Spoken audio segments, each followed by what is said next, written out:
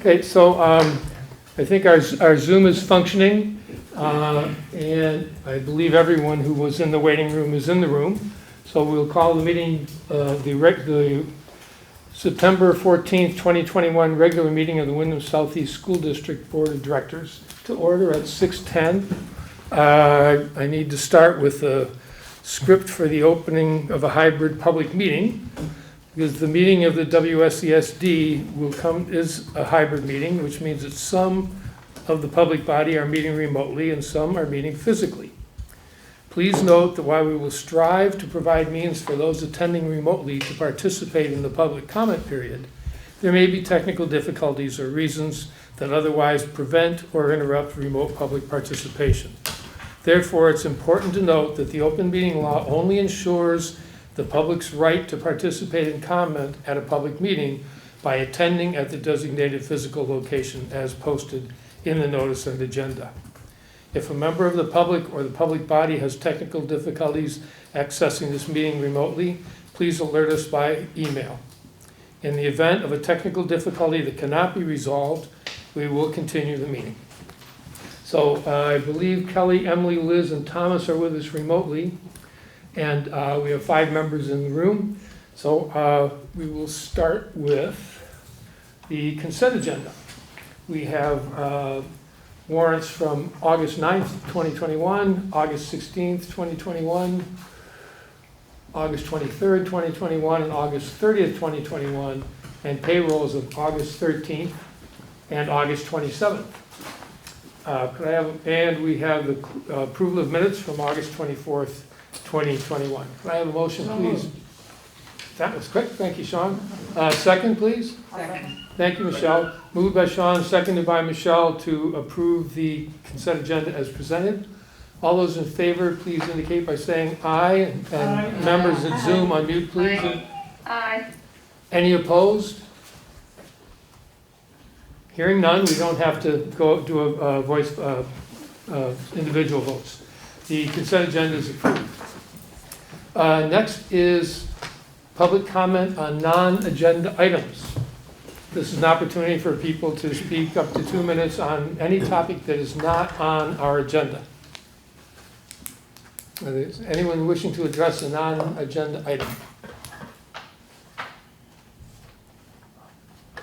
Give the Zoom people a minute to get their hands up. Apparently not. There'll be another opportunity at the end of the meeting if people come in late or miss the chance to get in right here. Next is the administrative report. I think we'll hear from Mark and maybe others. Yes. So I wanted to take this time to talk about the first 3 weeks of school and how we responded to some COVID positive cases that we've come across. And then really dive into our recovery plan, which is essentially our action plan that was developed in collaboration with our teachers by our admin team. But I'll start with the first 3 weeks of the school year. So the first week was a 3-day week. It was really fabulous being in schools during those first 3 days and seeing school communities back together for the first time since I think it was March 14th of 2020. So it was just something, it was really special to see all the teaching staff together again and all the kids together again. So a lot of excitement, a lot of hope. And then of course that weekend, first weekend I hear from Kate that we have a potential positive case in the school, which led to a full weekend of contact tracing, meeting with our COVID coordinator, meeting with the Department of Health, communicating with close contacts, communicating with school community. And that took up, I would say, most of Kate's long weekend. We did many Zoom calls with each other, checking in with each other, coordinating with Arlene Scott, our COVID coordinator. But we went through a very intense process, and I feel like we got it for the most part right, and we're able to communicate to the appropriate people And we essentially closed 3 classrooms down, so they went into remote instruction. The first day back to school, we gave that full day to those teachers who had to go remote as well for planning purposes and getting their platforms up and running again. And then Kate also organized the Chromebooks to go home with families. So, a lot of work. Second week of school, 4-day week, last week. Get to Friday. We have an admin meeting here on Friday. Mary Ross is in touch with me. They have a potential positive case at Vernon. And then on Saturday, I hear from her of a potential positive in Putney. So we did the same thing over again, 2 weekends in a row. Immediate contact tracing, communicating with all that needed to be communicated with, and then sharing the outcomes with the school community. So 2 weekends, very much dedicated to responding to COVID, but I think in all 3 scenarios, we've done a very good job identifying who has to go remote and who can stay in the building safely. But I just want to emphasize it's a lot of work. And for principals and school nurses specifically, they're putting in a lot of time on the weekend. I'd say a significant amount of time. So definitely cognizant of what is on the shoulders of school nurses and principals and in our response. And likely we'll continue with this for some time now. But the goal is to keep our schools open and in-person opportunity there for our school communities. So we're currently in week 3. Hopefully we have a cleaner week this week. Can I ask you a question? Yes. Last year we had the pretty detailed direction and working with the state, like the Vermont Healthy Child booklet and stuff. Is there more room for discernment within the school district, or do you have a similar protocol that you're following this year that we did last year? Seems like there's a lot of information just kind of went away over the summer, even though we're coming back into another school year with a new variation and whatnot. Yeah, and the big difference is that emergency protocol is not in place. So we really can't even do remote instruction. So Okay. Kids who go to remote based on quarantining are considered absent. Wow. And they have to be because they're not physically in the building. Okay. So, however, we still want to be engaged with these kids and families while they're quarantining. So we are working on, each school is working on getting their platforms up and running so that when and if a classroom has to go remote, there's still stuff for the kids to do to stay engaged with the school. However, they don't get credit on their report card for being absent that day. So we are creating codes in Power School as well for a normal absence and then a COVID or quarantine absence. So we're going to differentiate the two so we can unpack that. It's confusing. Just to be fair, I think when all of this was set up over the summer and the plans were being made, this is nationwide. We didn't know that this COVID uptick was coming. So things like access to testing, things like what do you do if you have to go remote, none of that was considered. Nobody thought about that. We thought we were going back closer and closer to normal. Yeah. Everybody did, so everybody's in the same boat. It sounds like maybe parents who are concerned with an appropriate avenue would be to reach out to Secretary of Education within the state to be working on this and not Sure. knocking down your door. Yeah. And their principals first, so. So that's the start of the year. And now I wanted to really dedicate some time sharing with you and the community our plan for the school year and supporting our kids. So Deb Cardane is going to help me. Deb's going to be doing most of the presenting on this, but I'll give a framework. And Mark, while you do that, one nice. Sure. Perfect. Can I ask a quick question? Last meeting I asked about if there's any stats on the percentage of staff who have been vaccinated. Do you know, of course, we don't know if the infections were students or staff, but do you have any idea how many staff have been vaccinated? I don't yet. However, vaccination information forms went out to all staff and students last week. So we're gathering that information right now.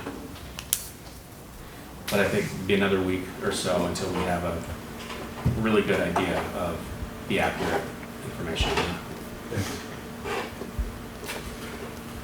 So in our recovery plan that we have composed starting last spring and worked on it through the summer, and it is an ongoing fluid document.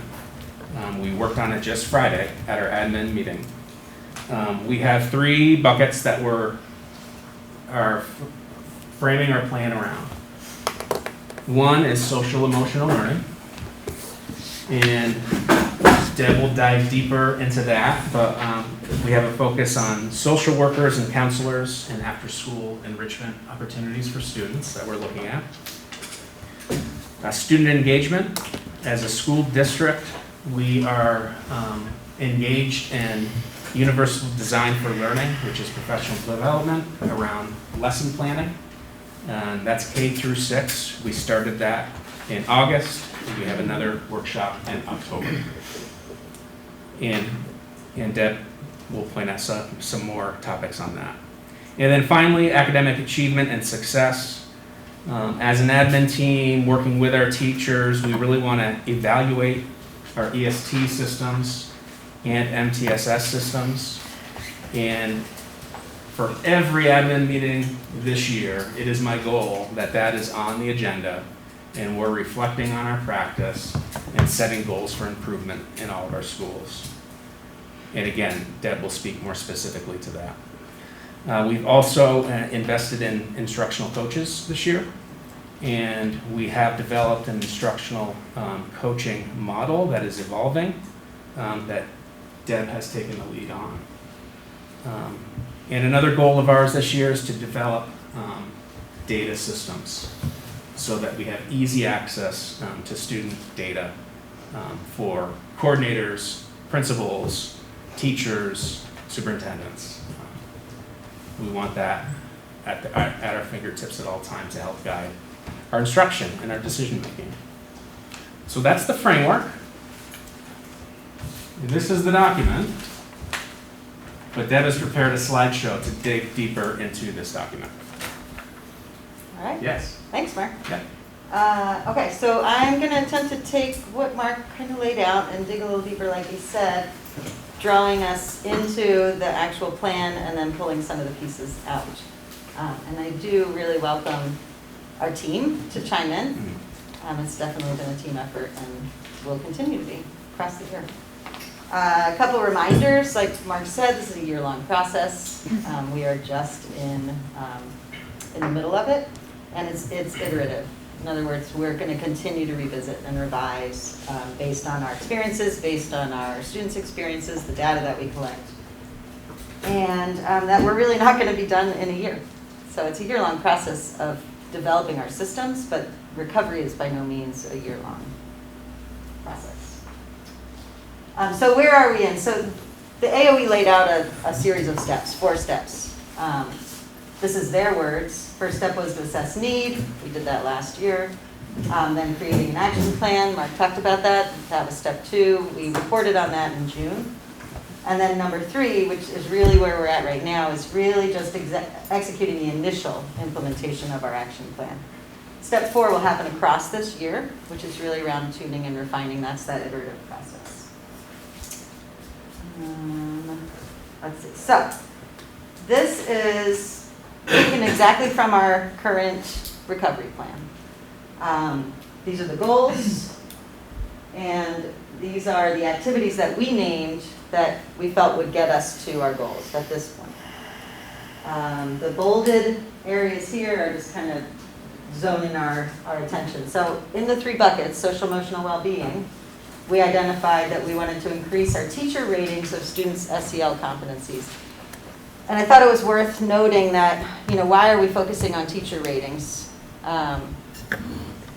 Research has indicated time and time again that teacher opinions of their kids and teachers' perceptions of their kids impact their achievement and their well-being. So that is our first database goal, and then our other one increases number of students who report a positive perception of their school climate. So those are our two goals. The activities that we identified, expanding our school-based social emotional learning programs, develop and implement summer learning program, and after-school programming, and then the third highlighted one that we're focusing on right now is hiring additional mental health supports.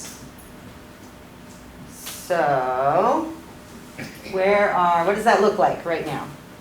So for implementing our summer learning and after-school programming, we successfully implemented a summer program across all elementary and secondary schools. And I have to say, from my perspective, it was a little bit like La La Land. Kids were unmasked, they were outside, teachers were in bliss. They were focusing on social connections across the board. The pictures that I saw from the secondary, just smiles and social, and kids. I also had the pleasure of seeing kids come back to school from some of those summer experiences, recognizing the new friends that they'd made across school. So it's really, really powerful. Additional mental health supports, here's where I would definitely welcome chiming in from any principals. We've identified and hired some new staff members focusing on mental health supports, mostly building connections between families and schools, and increasing access to programming that was in place in schools. Anything else to add from your perspectives? Not yet. And then our expanding of our school-based SEL programs. We currently have a variety of things going on, like I reported in June, including a school that's implementing morning meetings school-wide. So that's like a community building routine that happens every single morning with kids coming in and really greeting each other and spending time building that community. Continuing training on developmental designs in some schools. Continuing to focus on, and I would say expand some schools' outdoor learning programming, and some focus on second step programming, which is another social emotional learning program. Next steps, and this will be the kind of the process we go through. So the next steps that we've identified at this point, under the summer learning and after school programming activity, we're going to focus now on our after school programming. So there's been some work done identifying some of our community organizations that are out and about, trying to identify ways that we could collaborate with them.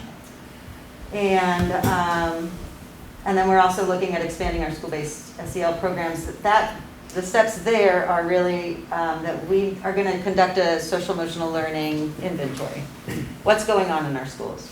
Where are we at? What are the things that we want to make sure every school has in place? So that's identified, and our plan is to have that completed by the end of October. Greg Stoller's taking lead on that. And then our fall panorama surveys will be included in our benchmark process across this fall. And those surveys will go out as part of, in October as well. And panorama surveys are parent climate surveys and student climate surveys. And teacher climate surveys. And teacher, yeah. Yeah, so it takes three kind of perspectives to really create a well-rounded.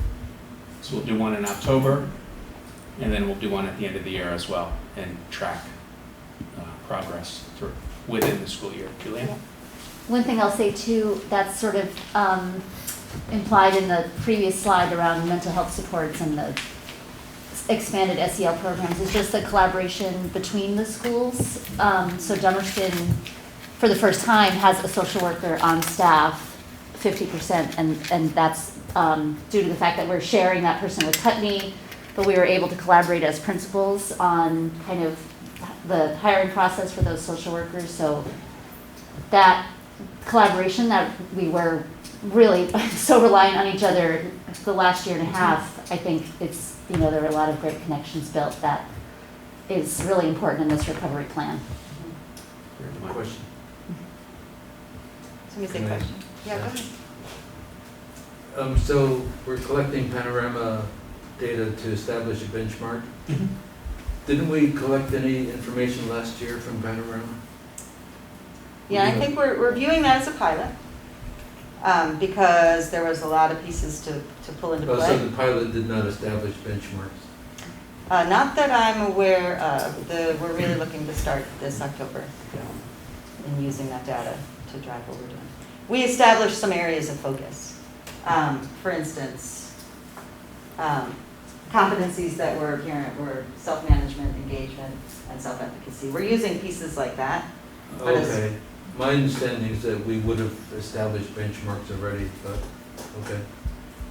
Yeah, and it's an interesting question because benchmarks with social emotional well-being, just gonna be completely honest, we're in a pandemic.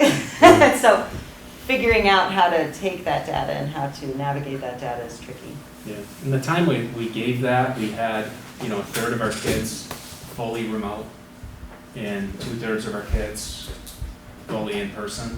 So the dynamic has changed a bit. Sure. But every year, a common practice of ours is to do a yearly climate survey so that we can track data over trends. But what's different this coming year is we're doing beginning of the year and end of year. Where in past practice, it has been one time per year. So that's a subtle change, but I think an important one. Thanks. And I think, just to expand on that, the benchmark that we're looking to really establish is where are our kids right now, so that we can work with them across the year. Still follow up on Tim's question, because of the conditions, that's a unique number. It's not something that we're going to be able to use over time, but it does tell us what happened in those conditions, and that's very valuable data. That's Yep. very valuable, so not lose track of that. Yeah, no. No, I'm sorry if I gave that impression.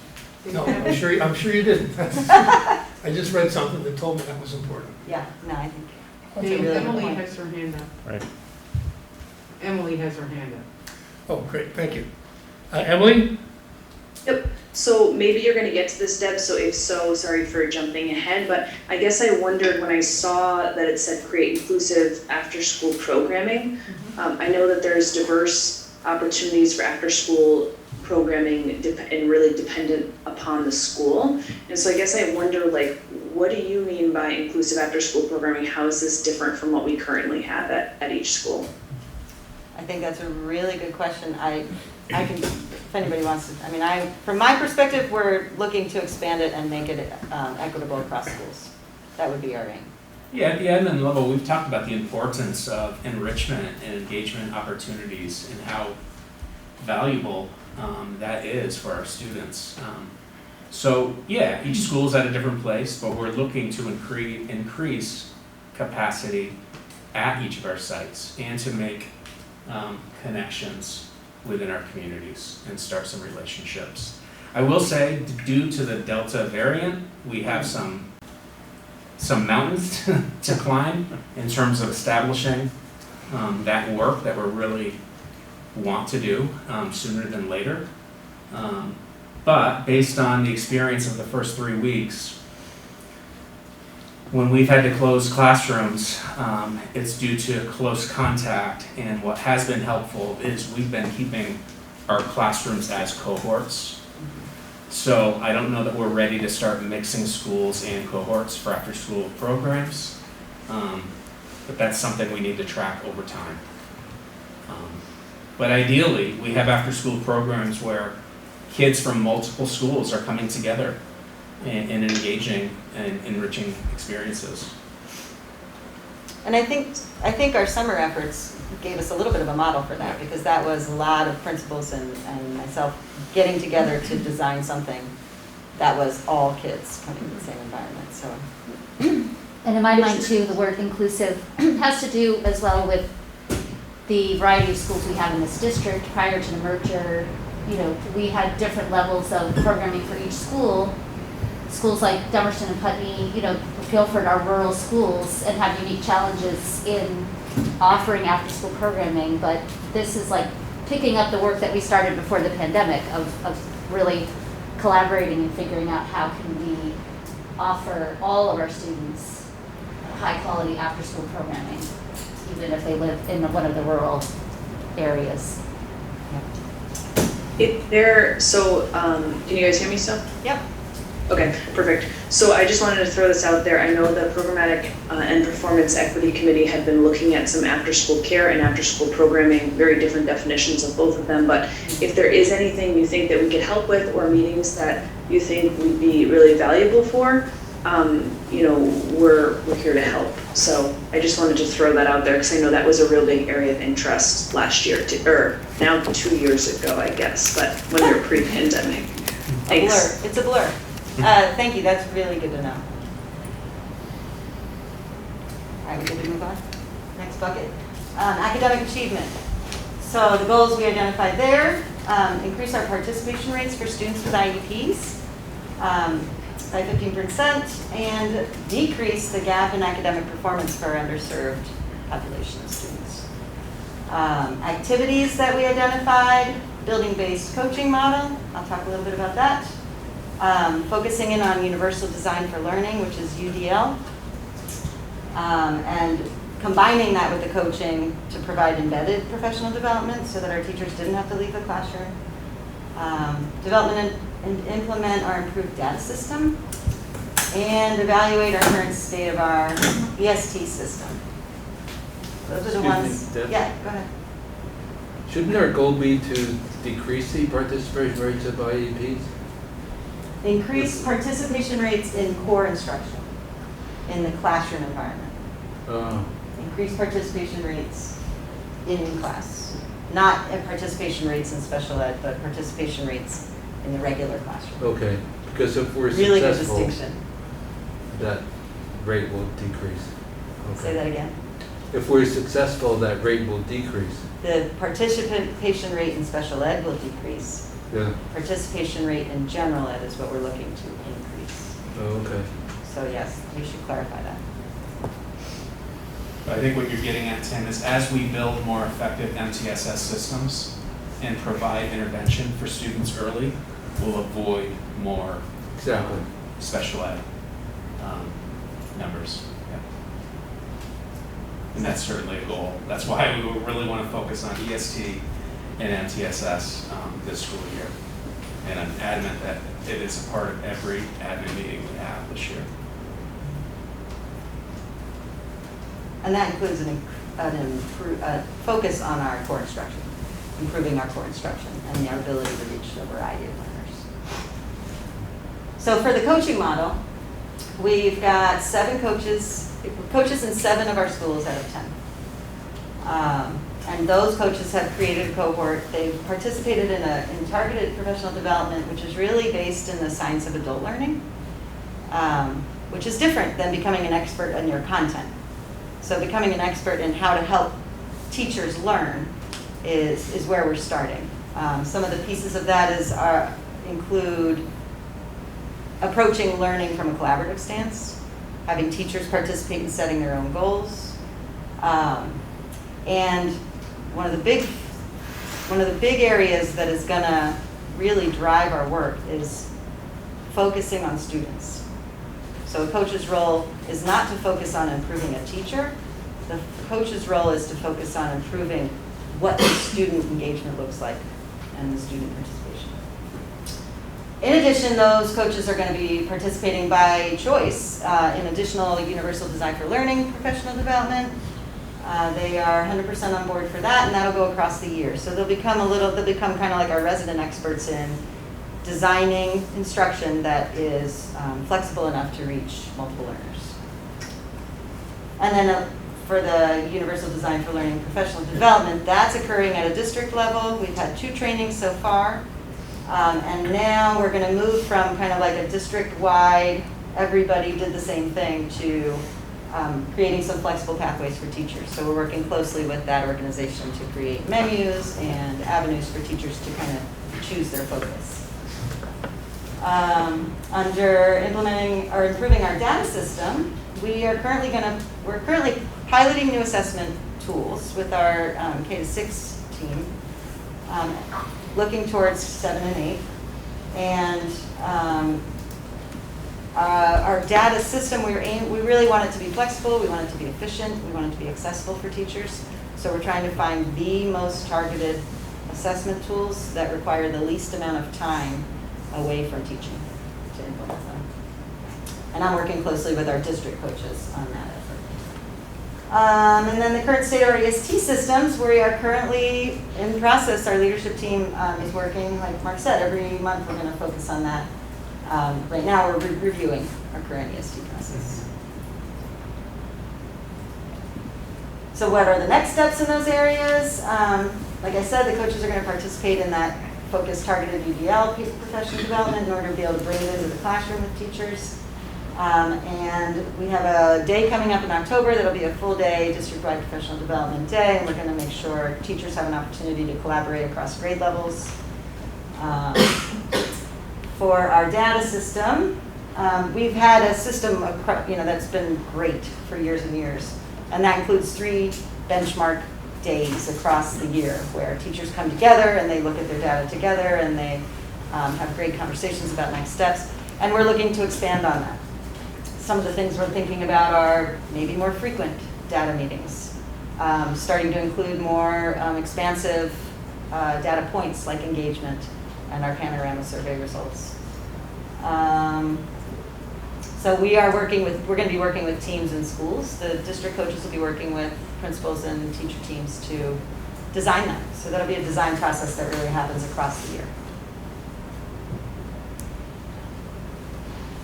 Last bucket, engagement.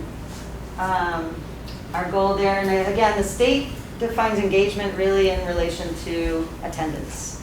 So it's a little bit of a different engagement definition than what many of us are accustomed to. Our goal, looking to decrease the number of students who are absent in general terms. The 2 areas that we focused on so far, embedded PD for integrating engagement strategies, that's embedded in our UDL work, and developing consistent protocols for our EST teams. What does that look like right now? Like I said, district-wide focus on UDL.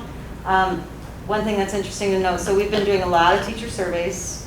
The last day that they had some time with the Universal Design for Learning folks, we gave them a survey and they identified an area in the framework, there's a framework that they all wanted to work on, and 80% of the staff chose engagement. So we'll target our, that's a nice response to give us a good direction. And we're working on consistent protocols for EST, so our leadership team will continue to reflect on those EST practices. And our next steps in those areas, so the coaches are looking to then now be working directly with teachers, getting into classrooms. And for our EST teams, we'll be working on developing protocols for EST that identify best practices, both that are occurring in classrooms or in schools, but also that are in the field that we want to incorporate, which would include truancy. I put truancy because that's part of that goal. Any questions there? So what else? We also have a survey that we've been collecting feedback from the community and our teachers and staff and stakeholders. One of the areas that was identified in the area of diversity, equity, and inclusion, we have it in our goals, it's named, it's identified, but we didn't really have any action steps directly related to that, so we're working to develop those action steps. I would say they're still in consideration right now because there's lots of people that will weigh in and adjust those steps, but things we're considering, an audit process for new curriculum materials, a school-based assessment process, and a screening process for professional development. In addition, we're working to hire a diversity and equity inclusion coach, an additional full-time position to fulfill that. Currently advertising for that. So that's what I have. That's where we're at. Yeah.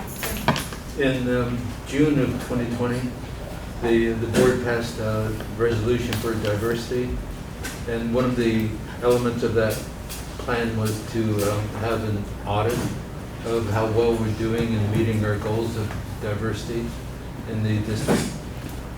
With so much going on, do you see it's possible for us to still do that audit this year? This was in June 2020. That was one of our goals. We would see how we're doing. But with sexual assault, with COVID, with everything, do you think it's still possible to have that audit? I don't know, that's a good question. I know throughout the year, we're willing and able to present on the work we're doing around diversity, equity, and inclusion. We have built a pretty strong system in place that started last year around lead teachers and coaches, working directly with Michaela. And if we're able to hire a diversity, equity coach, I think that puts us in great position to move the work forward. So I think there's some exciting things on the horizon. As a board member, I would really like to see hard data on how well we're doing in meeting our goals there. What kind of data are you looking for? Hiring, curriculum changes, infusion into the curriculum of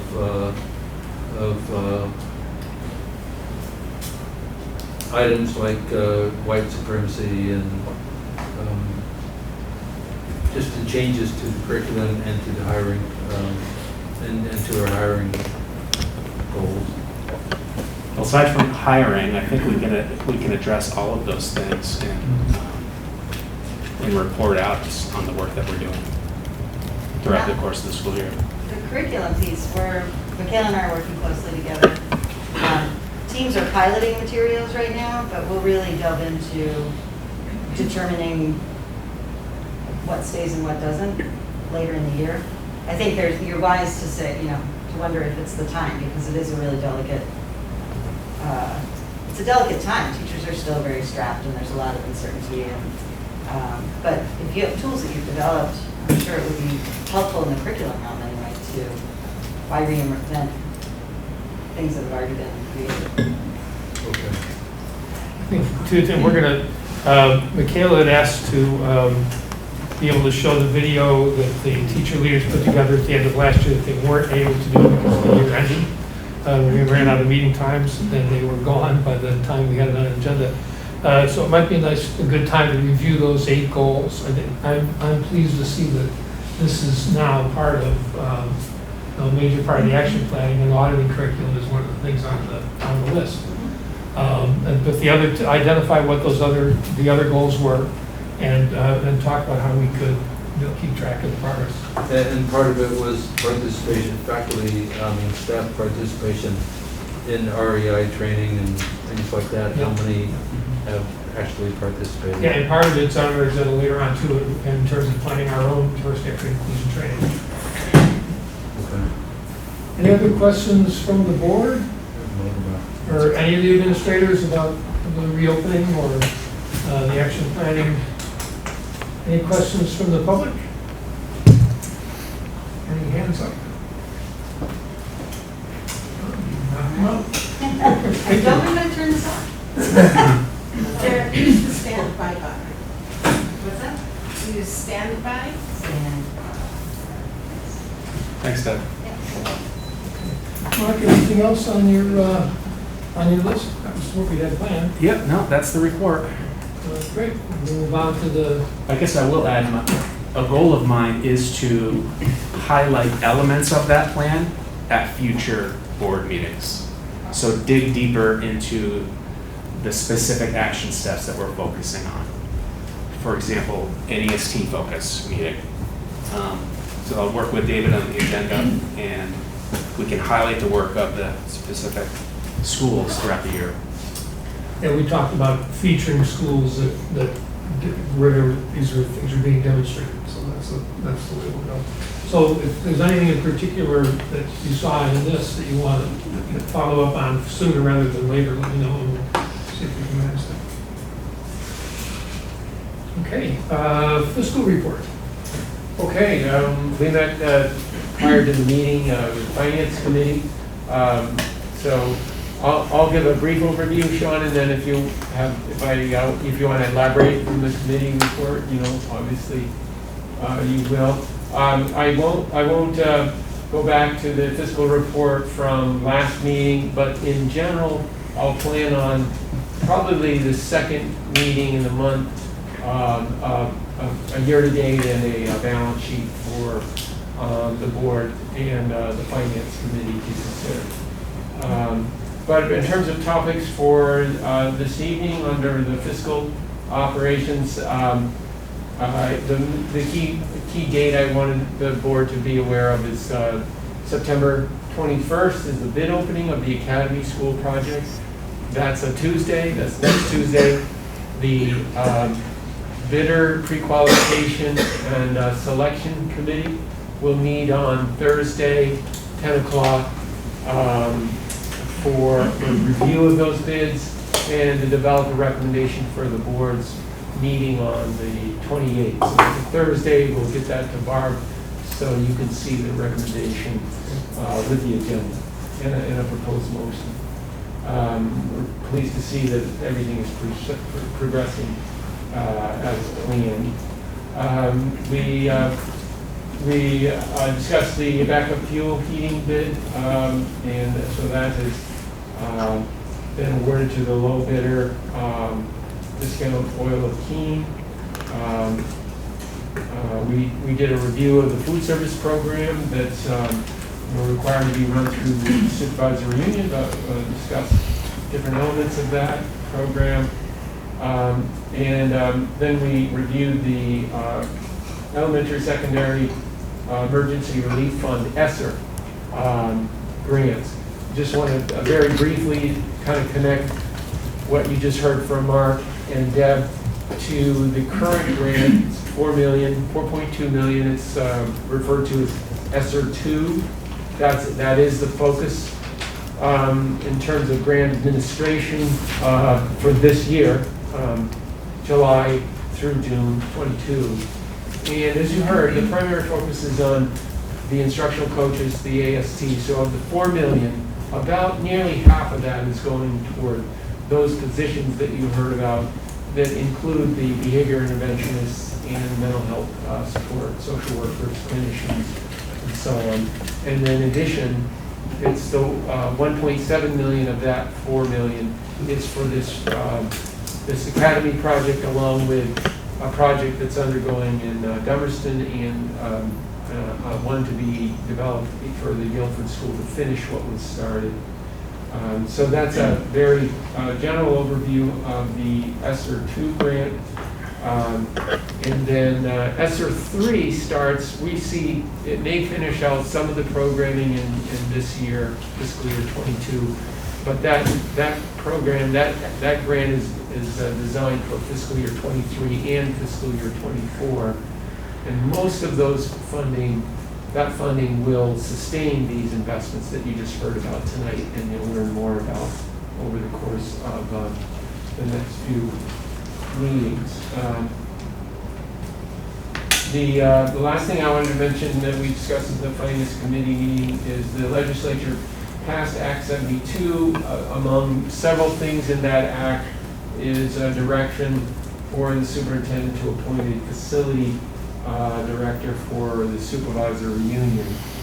So that will come up at tomorrow night's supervisory union meeting. I think it's good timing in that the legislature sort of made this commitment and directive in that they've also committed to training at a much higher level than what we've typically seen around project management, around the whole bidding and compliance, permitting requirements.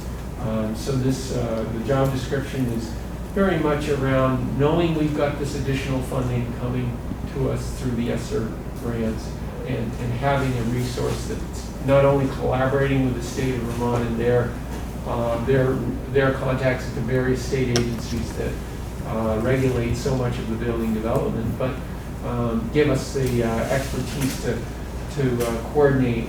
It's going to be a substantial number of projects that much more than what we're accustomed to.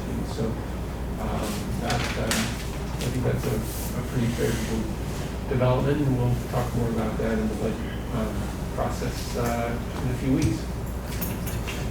Thank you. Any questions for Frank? Yeah, well, I could just make an additional comment if I could. It's been very interesting to hear the presentation from Frank about, the physical aspect of everything, and then to hear from Deb how that's being implemented and how the money is actually filling the slots that need to be filled and the coordination of the, everybody here, it's pretty impressive.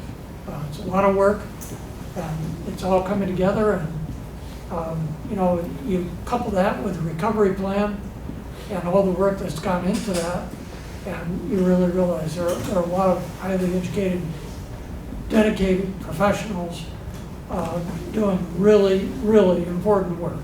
So, thank you. Thanks, Sean. I think it's interesting that what the advice that came from everybody when we were told this money was coming is one-time costs only. Don't hire staff, don't take on ongoing costs, but one-time costs aren't going to deal with what we need. So at some point, when this money's gone and it's 3 years down the road and we're not sure where we are economically, we may have some difficult choices to make. But we're going to be, based on what we're seeing here, we're going to be a very different system anyway. So we have to keep in mind that we're not going to have that money forever. We may be able to stretch it out a little longer than the 2 years that remain, but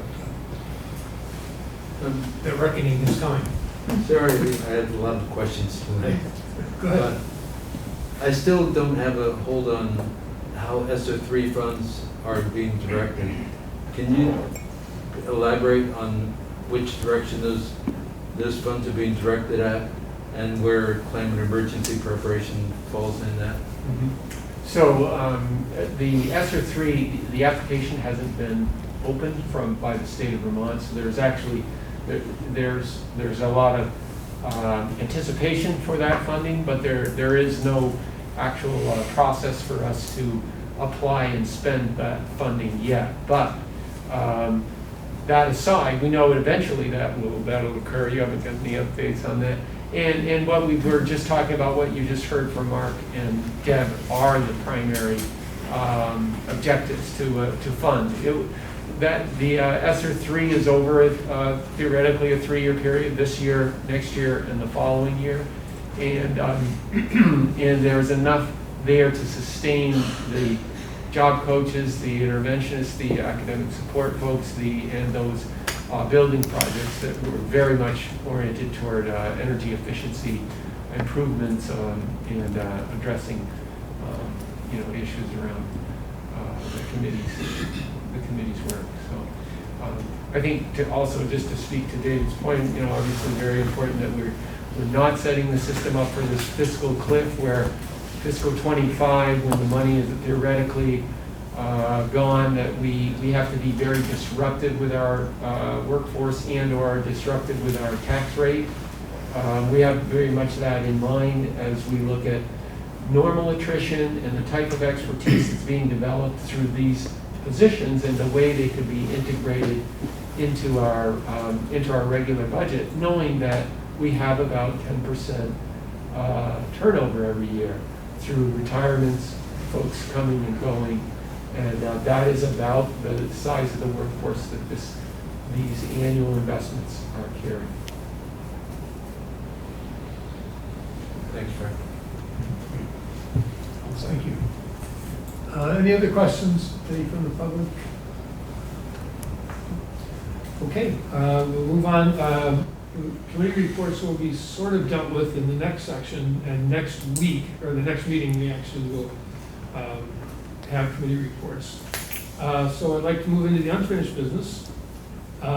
First is the Guilford Leadership Council appointment, which we put off last week. Sean, do you recall who that person is that we need to appoint? I'm sorry, I don't have my notes, so I'm not sure. I don't think I have the... So we'll table that poor person for another 2 weeks. And, I could take a guess, but I don't think that'd be wise. No, well, yeah, we want to approve the right person. But again, they can continue to fully participate without that. Yeah. So there's no problem. And we have a meeting on Friday, so I will report back that wasn't done at this meeting, but it will be done the next. We'll see, because we're about to change that. Or hopefully we're about to change that. So the next topic is streamlining meetings. These are proposals. I'm going to read through them again just to remind everybody. I know you've all seen this, but I just wanted to make sure what I wrote is what I intended to write and it represents what we talked about. But these were toward, steps toward making our meetings consume less time.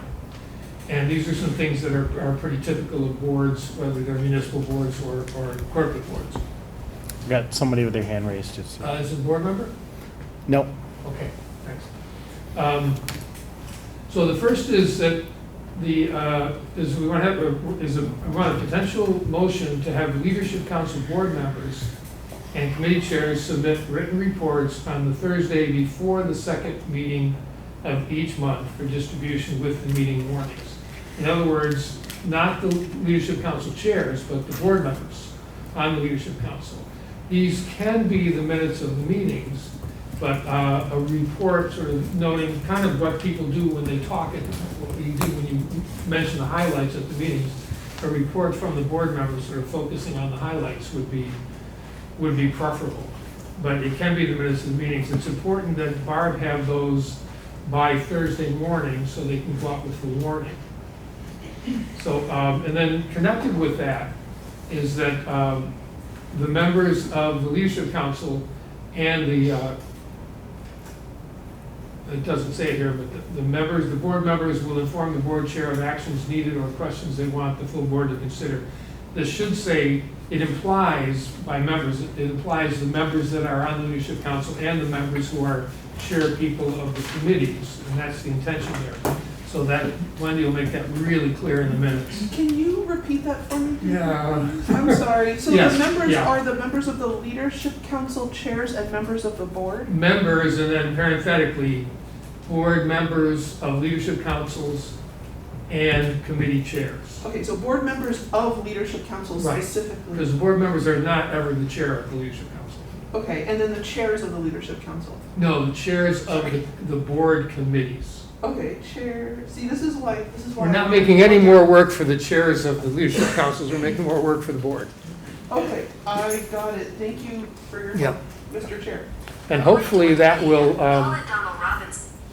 Sorry. so that's okay. When, so also on at least by Thursday, I would need to hear from the board chairs or the board members on Leadership Councils if there are actions that the board needs to take or topics that they want us to continue. And we know that well, we already have a proposal from the Climate Crisis Task Force. We know that there'll be some proposals for Leadership Council meetings and planning and what we were calling a summit meeting for Leadership Council. We know those things are going to be coming. Those are required board action. So the chair should make sure that that I know that so that it's on the agenda. Yeah, Michelle. I just want to clarify, I'm sorry, I know we're going over this a lot.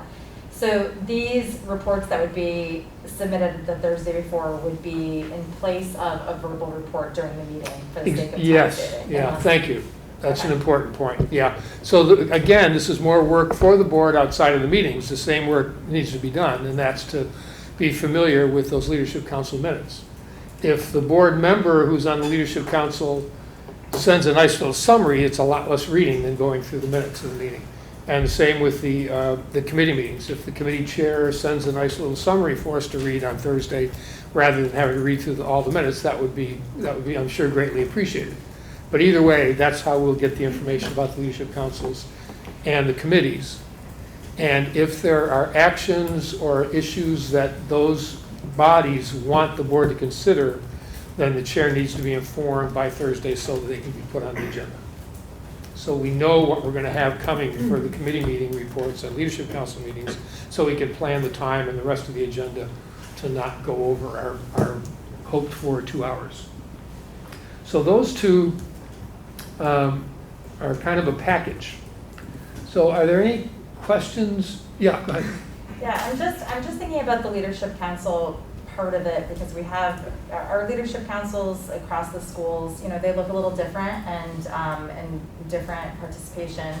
And I'm just thinking that, you know, it feels more respectful to me, but also it would meet maybe everyone's needs to maybe let each Leadership Council designate that report being submitted so that it doesn't, I know for example in Demerson, I can use as an example, there was very specific conversation about how they felt it was really important that the board was hearing from someone that wasn't a board member sitting there. So I'm just wondering if we could go back and empower these leadership councils by if they want to choose the board member to give the summary, that's fine, or to submit the minutes. But just maybe to communicate with leadership councils on this topic before we make something official about how their voice will be presented. I think it's a great idea to simplify. Yeah. But, Yeah, and I suspect if we hadn't had a pandemic and had the Leadership Council Summit, that already would have come out and that would be in the motion. Is there can anybody see any problem with that, with having someone other than the board member? I was trying to put the work on the board member so it would get done, for sure, and we wouldn't be asking anybody else to do something that's basically our responsibility to keep the board informed about what's happening in our leadership councils. Is there anybody see any problem with changing that to have the leadership council board members? the leadership councils can designate a liaison to relay. I would just like for my leadership council personally to have the opportunity to say, we'd like you to submit the minutes or put it in your own words, right. or, Yeah. you know. So I'm trying to figure out the words to go after potential motion to have leadership council board members initiate identifying a person to report, to send written reports to the board. Report. Okay, initiate a process, did I say? Person? A person? Initiate a process of identifying a person to report, to write report to the board.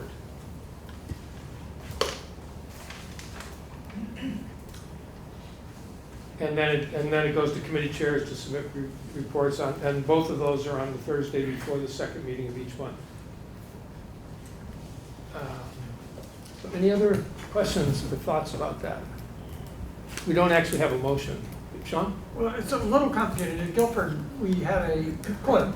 But that clerk is actually no longer participating in that position. So it's going to be a rotation among the leadership council members. So it makes it a little bit more difficult, I think. So I'm not sure exactly how it would work. I would advise actually everybody going back to the leadership council at the next meeting, presenting the problem, see if they have a solution. Well, I think that's what you were suggesting, Michelle, and I think that's in the motion now. The board, the leadership council board members will initiate a process to identify a person to write a report to the board. It could be a rotating person. I'm hesitant to put this off any longer because we haven't had any committee reports this year. Yeah. So any other questions?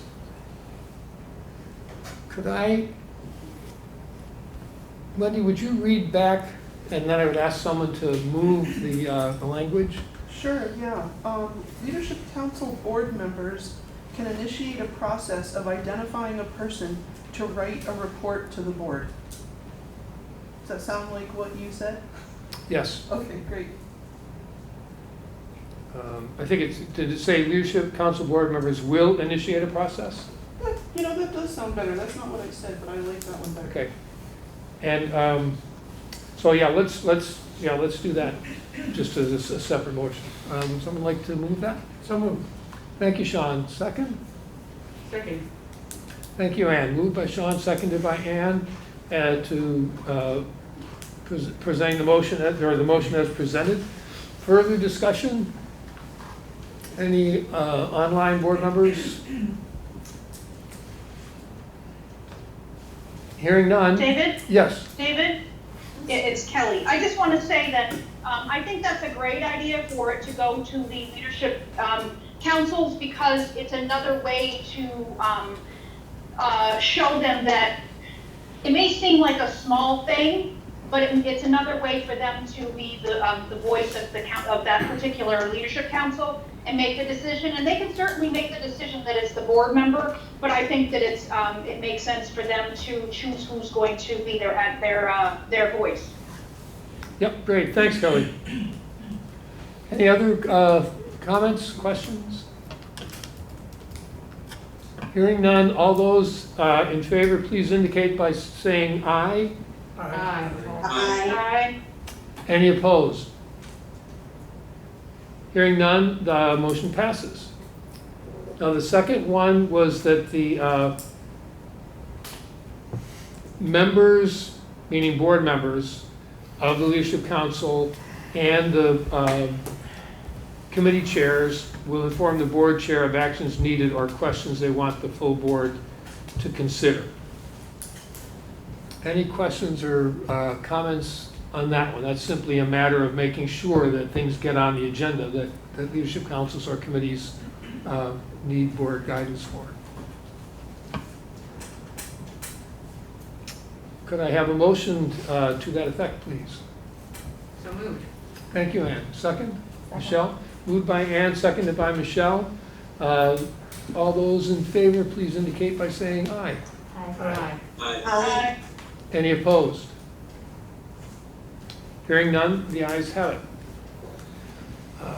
Let's see. These are just notes now. The rest is Leadership Council and committee minutes will continue to be posted as required by open meeting law.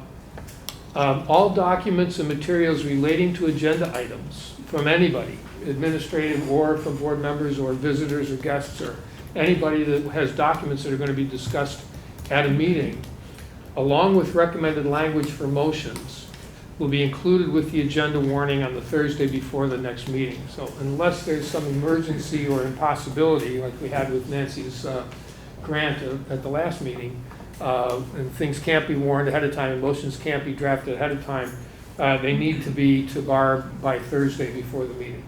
And again, the amount of time that we spend working out the language of motions when people who are deeply committed and understand the topic are well prepared to give us a recommended draft, I think makes a lot of sense. So, any questions or thoughts or clarifications? Is that one understandable? David? Yes. It's Kelly. I definitely would appreciate having the reports also, in addition to the time saving for the meetings. I think it's nice to be able to look back on things and see either how things have changed or if there was a previous issue or you're trying to, that's the same thing as having minutes. It's always nice to have extra information, and so I would certainly appreciate something in writing. Great. Yeah, that's a good point too, that we'll have the draft and then we see what we finally pass and what if they're in any way related. Any other comments or thoughts? Could I have a motion to have all documents related to agenda items Thursday before the next meeting? So moved, Liz. Second. Jake? I'm sorry, who was it? Liz. Oh, thank you, Liz. Moved by Liz, second? Second. I'll second. Oh, Kelly, thank you. Seconded by Kelly. Spread it around. Moved by Ann, seconded by Kelly to approve the motion. All documents, materials relating to agenda items will be included with the agenda warning the Thursday before the next meeting. All those in favor, please indicate by saying aye. Aye. Aye. Any opposed? Hearing none, the motion is passed. And the last thing is just that these practices will start immediately. So chairs, if you have items for the next agenda, please send them to me. Next on unfinished business is an invitation for Dottie Morris and Mary Gannon for board training. They've invited us and asked us to propose dates for, I'll read the invitation. As we approach the start of the new school year, obviously this came a few weeks ago, we will be faced with several challenges and opportunities. In an effort to enhance our efforts to continue to offer quality educational experiences for young people under our charge as school board members, we are planning a professional development opportunity on, and we need some date options. The goal of professional development opportunities is to address ways we can continue to create, support, and advance our diversity, equity, and inclusion efforts. By achieving this goal, we are able to maximize the potential for all young people as they venture into the world, have an impact on their communities, and embrace the responsibilities of the future. So I wanted to see what day of the week would be most likely for board members to be able to attend trainings. We used to meet on Wednesdays, and that became an issue for Emily, and I'm not sure if that still is. Mondays and Wednesdays seem like the most likely days. Are people available on those? Or maybe people should say if they're not available on Monday or Wednesday. What times? What David? time? Yeah, we need to establish times too, yes. Go ahead, Kelly. Anyone who is on the WSESD board may not be available on the Wednesday of the week that we have a meeting. Right, so the third, is that the third one? That's the second Wednesday, right? We have one this week. Yeah, okay, so, and this is the second, so the first or third Wednesday, is that a possibility? And I'm thinking that it has to be after 4:30, does it have to be after 6? I know this is Emily. Yeah. So I mean, you're not asking about Mondays. I can never do Mondays. Never, okay, and- that's easy. But Wednesdays I could do, and it would have to be after 5. After 5. Is after 5 workable for everyone else? Yes. I'm not hearing any no's, so that looks, so the first or third Wednesday after 5 looks like a good option. Okay, and Wendy? Thank you, Mr. Chair. I just want to confirm, you don't need my services for a training, correct? Correct. Okay, thank you. Okay, so I will check with Dottie Morris and Mary Gannon and see if we can find a first or third Wednesday in the near future for us to begin this process. Tim? The REI trainings were excellent for understanding systemic racism in this country. I would just urge all board members to, if it's still possible, to participate in an REI meeting before the other meeting, training. We may want to have that be part of the, Oh, be part of our the, part of the training. oh, We'll see. I don't know what they're going to be preparing. Okay, I will look into that. And that brings us to report on progress around abuse issues.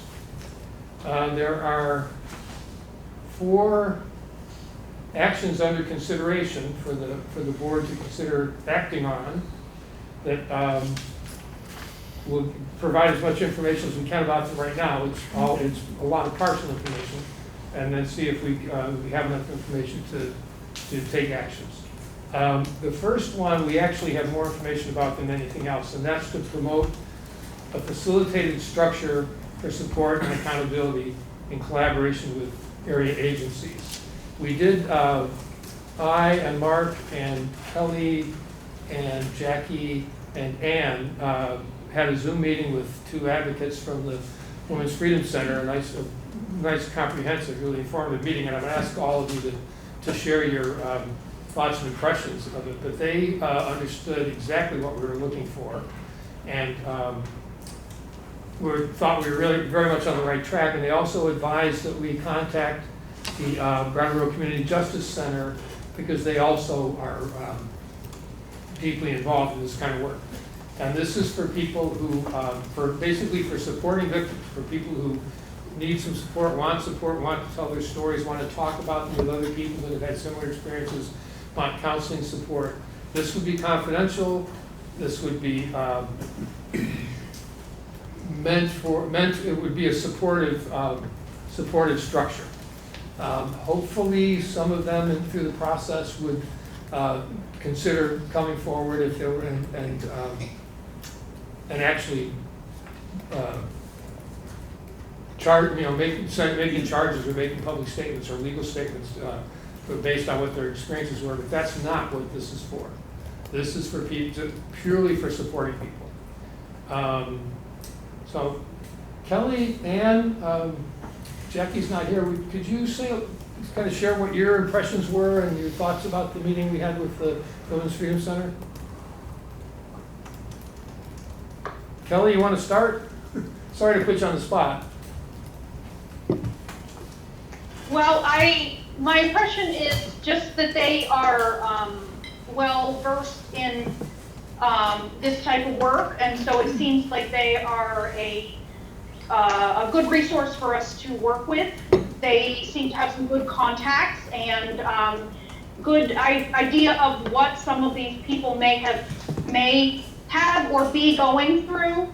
So I thought that it was, I am excited at the prospect of working with them and seeing how we can use cooperation with them and others in the community to help heal what's been going on. One thing that I do recall from that was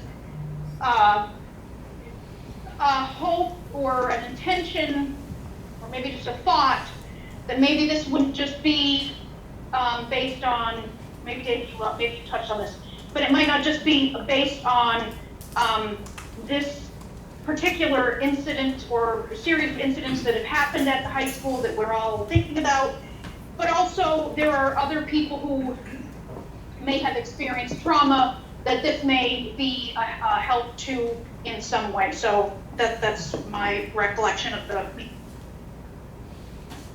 Yeah, thanks, Kelly. Thanks, Kelly. That's a really important point, and I think Mark will elaborate on that in terms of not being just for our students, but being something we want to support and promote for the whole community.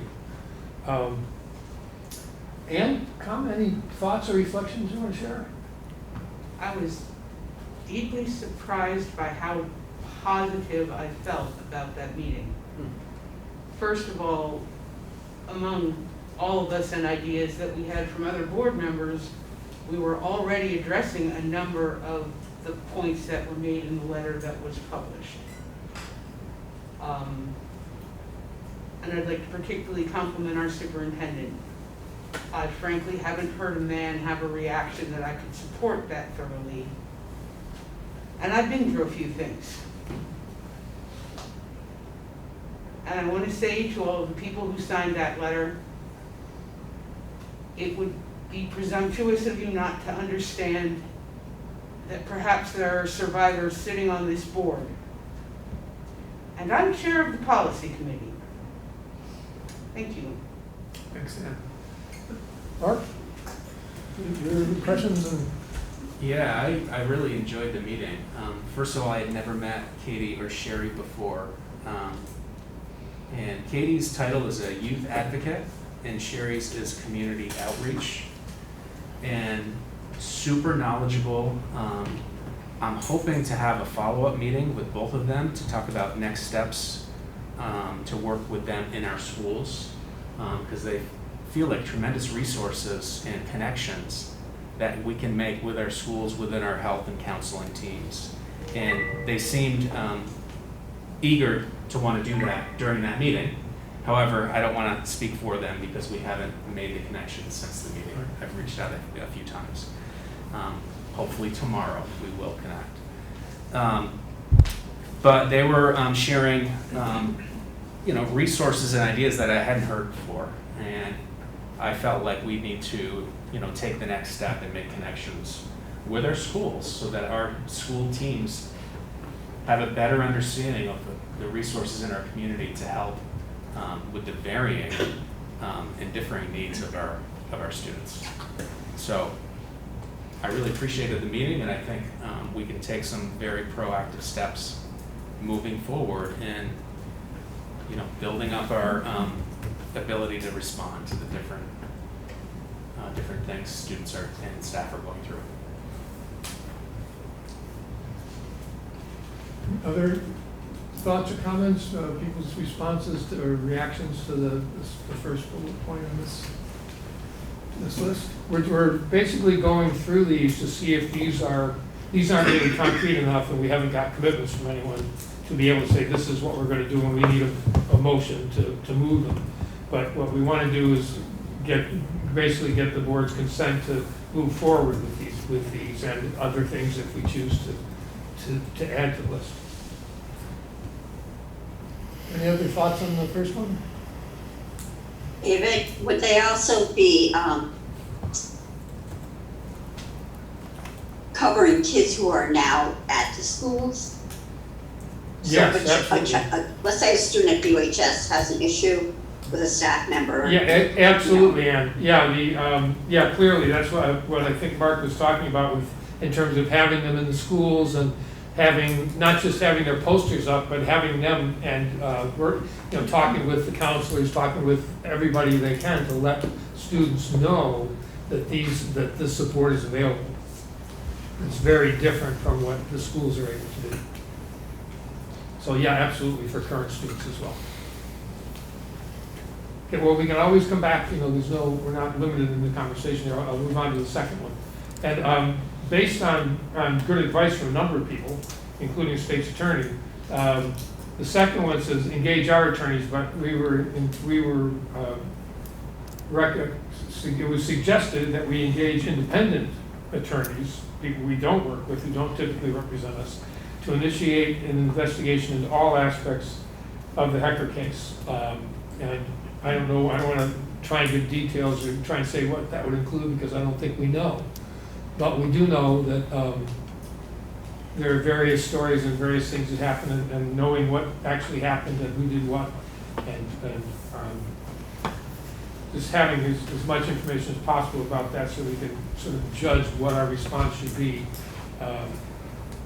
is another suggestion. Any thoughts or comments on that one? We've heard that from a number of sources.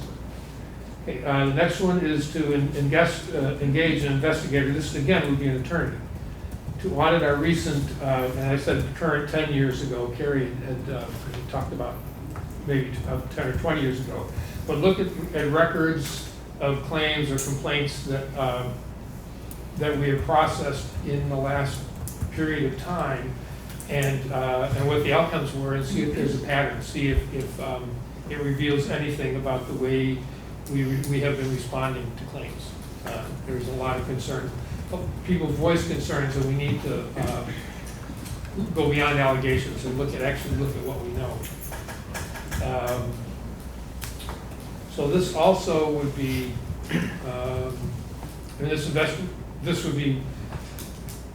this would also include current or recent students, and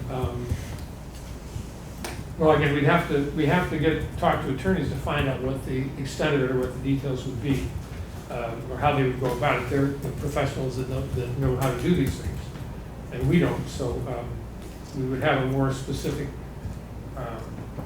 proposal once we do that, but basically to look at what we've been doing for the last 10 or so years and see if there are any patterns, see if there are obvious things that tell us anything about how effective we've done. And or ineffective. And then the fourth one is to engage area agencies, and Mark talked a little bit about this, but to engage area agencies with providing workshops and other services for staff, board and students. I think just what the 4 or 5 of us learned in that meeting, that Zoom meeting, I think is pretty remarkable. And there's a lot more to know. And I think Michelle mentioned at the last meeting that we need to understand better what we're dealing with. And there's a whole scope of information that came up, another aspect of it came up in the letter that we received today when it talked about restoration, restorative justice. What if we find that we collectively as an institution have been remiss, what's appropriate restitution? All of the stuff we just don't know about. So this would be a way for us to, not to mention the more compassionate aspects of what it's like for a person to hold something like that for 50 years or for 50 minutes. So this would be education for all of us. So those are the proposals that we're suggesting we undertake. I'm not sure what we need. I think Mark and I pretty much agree when we talked to a number of board members about. We have a pretty good sense that these are the places we want to go. Any other thoughts or comments on anyone's part about how to? I suspect we like to then ask if the public has any comments or questions, and I'd like to ask them to stay as close to the conversation about the steps that we're going to be taking as possible, and to avoid making any allegations that that have not been substantiated. So, yeah. Got one hand up here. Okay. Three now, but Diana Whitney would be. What's the name, people? Diana Whitney. Diana, would you like to speak? Yeah, thank you, David. I would like to go ahead and read the letter that Sure. was sent to the board and have that on our record. Yeah, go ahead. I just want to identify myself. I am a parent of a BUHS student. I'm a community member. I'm also a survivor. So this letter was circulated, and for the record, it has this point been signed by 131 people who are members of our community, parents of students, and alumni of the district and of BUHS. To the WSESU and WSESD boards, we write to you as concerned members of the community, parents of students, and graduates and former students of the district and BUHS.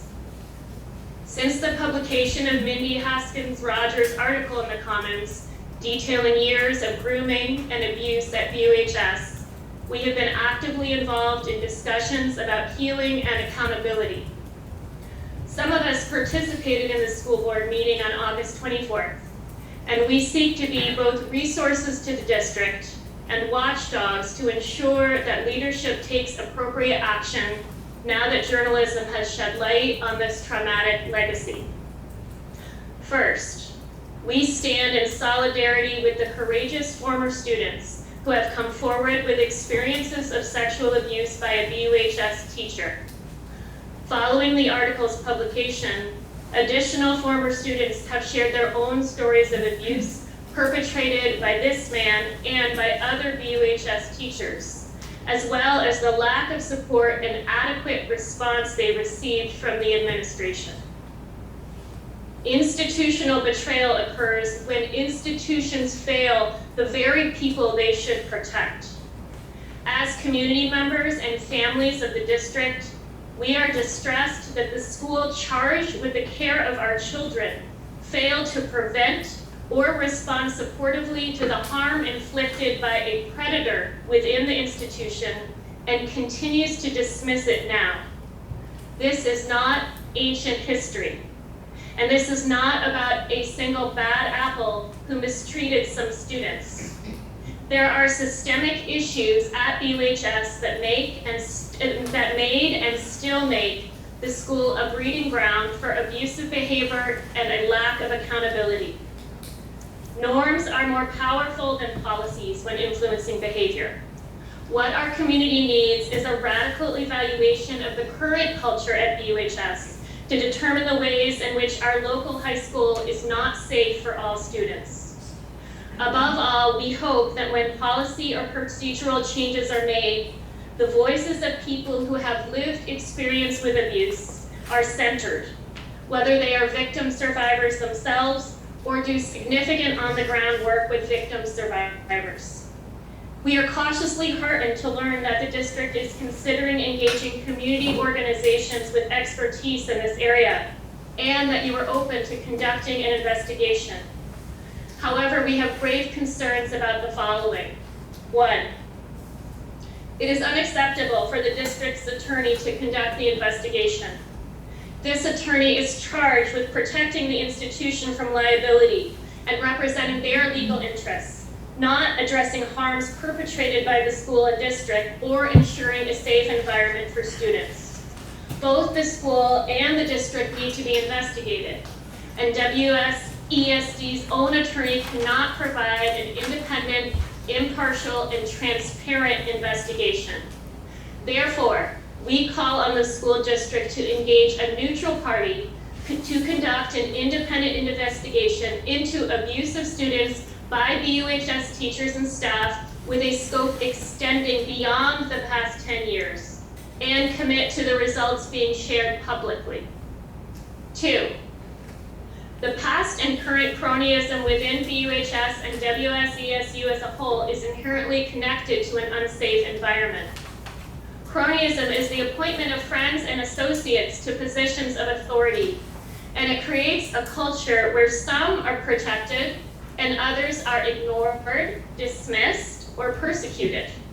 This kind of culture harms many individuals, including students, parents, and faculty staff. Addressing it will be a long journey, but if the district and BUHS truly want to regain trust and create a safe educational environment for all, this issue needs significant attention. Therefore, we call on the district to engage an independent entity to facilitate a school culture survey for students and faculty staff, specifically addressing safety, and make the results publicly available. 3, the aforementioned lack of trust makes it unlikely that those who are experiencing harm will come forward to report it.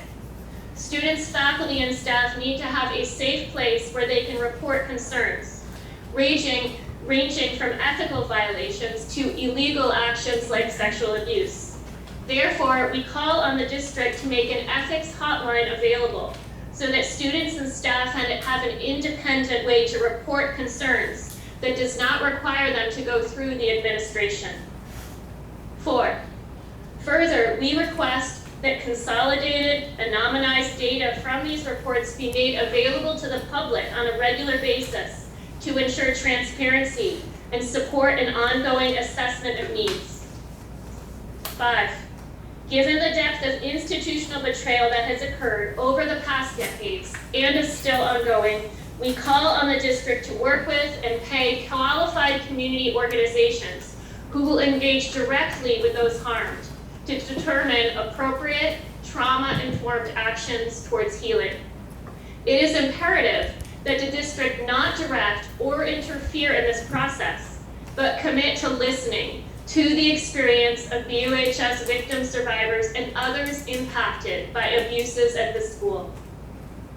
We recognize that these actions are challenging and require an investment of time and financial resources. But protecting students from future harm is worth this challenge. As our community reckons with this traumatic legacy, we call upon BUHS and district leadership to show institutional courage and undertake a course of accountability and transparency now. Sincerely, 131 people. Their signatures have been collected securely via Google Forms. Thank you so much. Thank you, Diana. Other comments? Yeah, there's 4 more. Robin Morgan is next. Okay, Robin, go ahead. Just a sec, Robin. Wendy?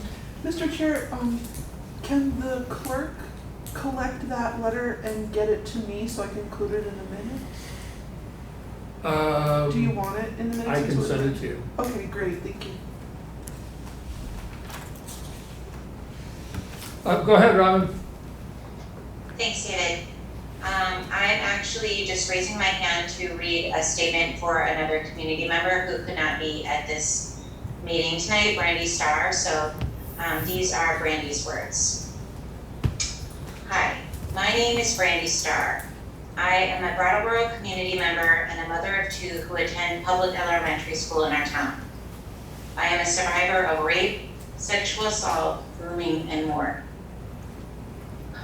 While I generally want to take the tone of presenting things kindly, with the hopes of opening hearts and minds of folks who may not have lived experience, that is a hard tactic to take while discussing statutory rape, grooming, and clear examples of trusted grown-ups being either complicit or turning a blind eye to behaviors that allow rapists and sexual predators to continuously victimize children and others.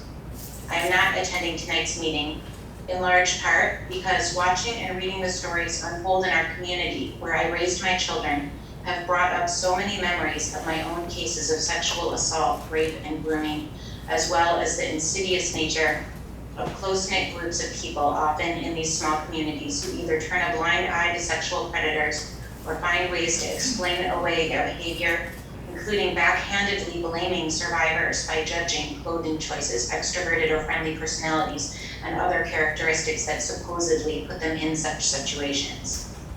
I implore this board to see how reasonable and imperative it is that there be outside scrutiny by way of a fully independent investigation into any and all complaints of grooming and sexual assault, including investigations around complicit behavior, particularly of those who may remain working with our children. This is a process I will remain involved in, not only because my children live here, but also because I think it's about time that a community, particularly those in power, take a stand and do everything in their power to drag all of this into the light so that we can make the kind of decisions that need to be made to encourage our families, children, and community members to feel safe in our school systems again. I very much hope that the board enthusiastically embraces a survivor-first model, as has been seen in other school systems around our country. I, for one, will certainly be watching and waiting to see what my next step needs to be in the process, and much of that will be determined by the courage of the board tonight. Thank you very much. Who's next? Bethany Rehnquist. Thanks, Robin. Bethany? Hi, Bethany Rehnquist. I'm a Brattleboro resident, community member, parent, trauma survivor, and I would like to read the email that was attached to the letter that Diana read, and then I have a comment that I'd like to make after. So the email that was sent with the letter, I think, is just as important for part that was not included, which is to the members of the WSESD and WSESU boards. Attached, you will find an open letter drafted by a group of concerned community members, and as of 9:30 this morning, has been signed by 122 more. Diana gave you the updated number. We are submitting it to you in advance of this evening's meeting in hopes that you will have time to read and digest its contents. A copy has also been sent to several area newspapers. In addition to the text of the letter, we feel it is important to name that we have heard from a number of district employees who are hesitant or unwilling to sign out of fear of retaliation for any participation or voice they use related to this. We understand the valid fear those individuals feel and have included within the letter a request that the board creates a safe and anonymous phone line as a way for all community members to voice concerns, report incidents and experiences, and feel heard. We as a community need and expect accountability, reparations, and change on the part of the school district for the heinous and ongoing abuses that students have faced at school and during school-related activities. Only when that happens will we begin to heal from this. Thank you for your time and your service to our children. What I would like to say in addition to that is I want to acknowledge and that I appreciate the board is taking some action on this. I also want to point out that in the letter that was sent, it was very clearly written by stakeholders as far as impacted people, and I'd like the board to remember that the only way that we're going to get through this is by engaging with impacted people from a bottom-up mentality and not just from a how do we fix it mentality. And the other part that I want to say is that I'm concerned, and I'd like to say my concern is easing. I don't know that it is, but I'm concerned that at the last meeting, the immediate response that we heard from the district and from the high school principal was to reiterate policies about harassment and bullying. And I just want to reiterate what a board member did at the last meeting, that this is not something that is defined as harassment and bullying as much as it is defined as sexual assault and statutory rape. And any harassment is actually in the form of, while some of it might be simple harassment, if that's actually a term that can be used, also we're looking at sexual harassment as well. So I want to be very cautious, or I want to caution the board and the administration to be wary of and careful about using terms like harassment and bullying versus really fully calling it what it is, which is statutory rape, sexual abuse, and sexual harassment by educators in our communities. Thank you. 3 more. Lisa Ray, or Ray? Lisa? Thank you. Can you hear me? Yeah, and would you say your name, please? My name is Lisa Ray. I go by Ray. I use she, her pronouns. Thank you. I'm a parent of students in the district.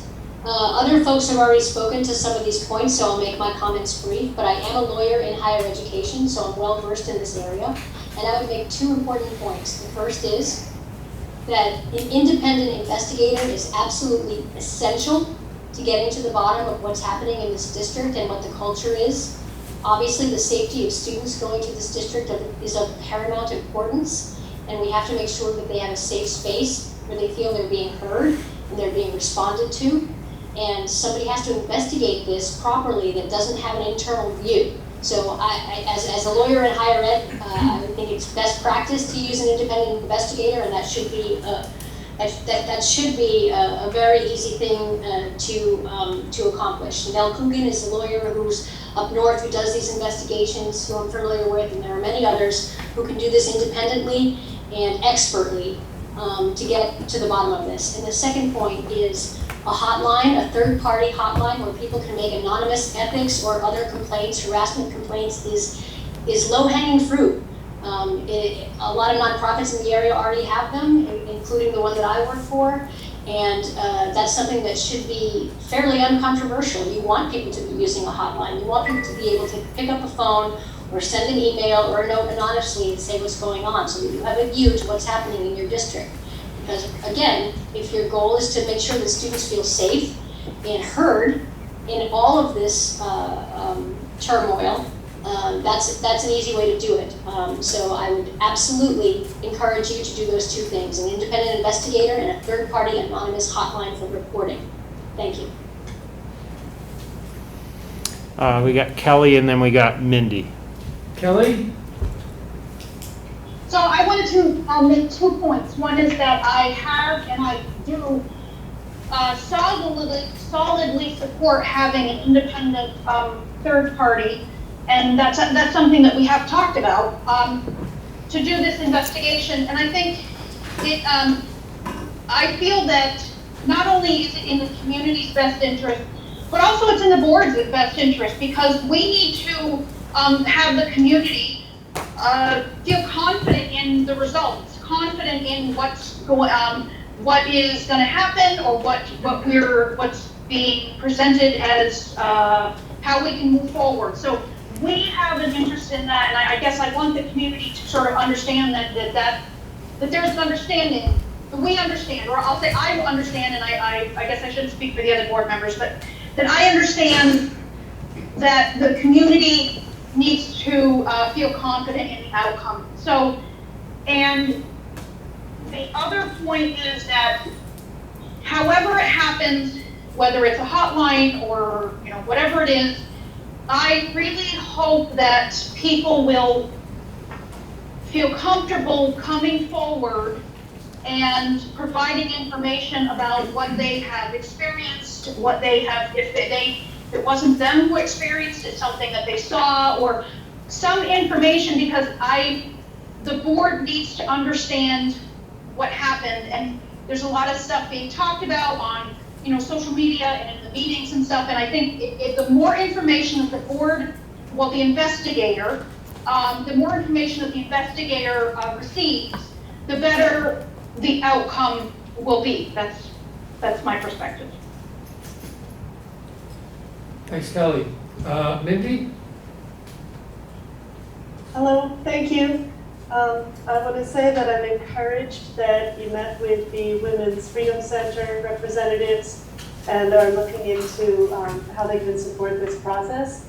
I did want to mention that, you received a letter. Several of us have been collaborating and putting together what we think would be the most supportive plan. And one of the factors that we talked about is that although we would expect WSESD to sponsor a listening session or a supported, facilitated session, we would hope that WSESD would completely withdraw from the actual process. in order for people to feel comfortable speaking about their experiences. And I think it's important that the institution that they might be critical of not be actually in the room and be present. So we're hoping that you will trust the Women's Freedom Center and other entities to handle the actual administration of such a session.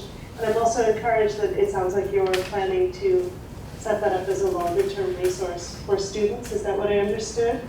For students and the community. That's great. So thank you for listening.